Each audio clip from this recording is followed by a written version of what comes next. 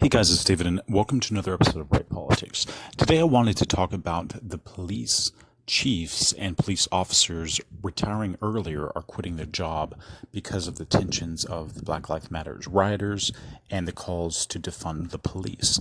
Mayor Bill de Blasio cut $1 billion in funding from New York City, and since then, the amount of officers that have retired early have exceeded 6 times from the previous year.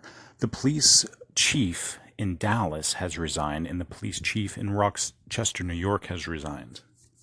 It takes a year and a half to train a new recruit, and they are worrying that the draw to the profession is going to be less when all of these experienced police officers are leaving the force. This is exactly what I said as far as Donald Trump needing to bring in real officers, not just federal officers and soldiers to the areas that are affected by these riots.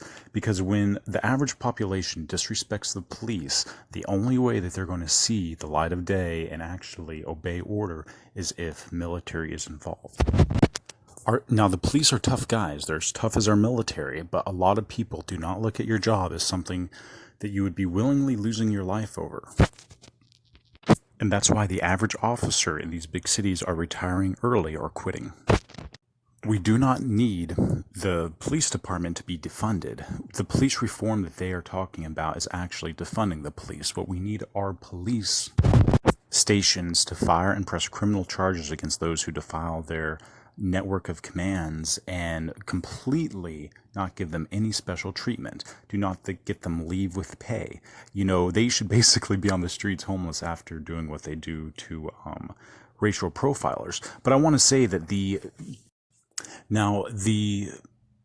police chiefs that are resigning, I want to say a majority of them are black. So it really goes beyond a race thing. There's such a hatred for police and a hatred for justice in general that is being spewed out into the streets. And mayors in democratic cities are actually the ones who are accountable for defunding these police. Now, can you imagine if it was under a Democratic administration? At least Donald Trump is supportive of the police 100%. But it's still up to the lawmakers and the mayors of these democratic cities to make the choice. And just for references, there's this huge thing 6 months ago before all these riots started that why the average police department should have riot gear and why they have to use riot gear and why they actually have to use it for like the first year that they receive it from the military or it will be removed. So, you know, they were talking about like all of these guys going out and serving warrants with like armored trucks, which I personally never seen, but a lot. And the reason why they have military grade vests and military grade armor proof trucks and military grade weapons and military grade masks are for when rioters throw tear gas at them and try to blind them with lasers and are actually shooting at them, and they're trying to wage a war against the police.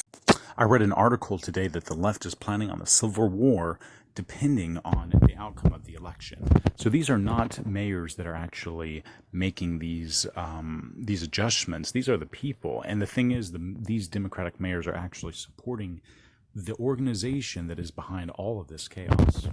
The amount of homicides in New York has tripled since the defunding of the police, and the amount of general crime has tripled across America. And that, my friend, is why it is amazing that we have the Second Amendment, just in case. But the only fixing this, in my opinion, is not just through legislation, because God knows we need more authority and more policing, especially since these riots have taken place. But the president has to act in military involvement, and it does not mean that it's a civil war. What it means is these crooks are not going to respect the police anyways. So when you show up with the military, that is the only way that they are going to resolve their feelings, resolve their riotous behavior. By the way, most of these protesters live in their mom's basements, and they live off food stamps, and they have unemployment, and that's the only way they can go out and riot 40 days in a row, like Portland, Oregon, and continue to survive, because if any of them had jobs, they would actually be contributing to society. I used to say, if you look at a bum, you see everything wrong with society. If you look at 500 bums, you see a riot. Well, anyways, I hope you guys have an amazing rest of the day, and we'll see you on another episode of Right Politics. Be sure to like, post, and comment. Let me know what you think of this video, and have an amazing rest of the day.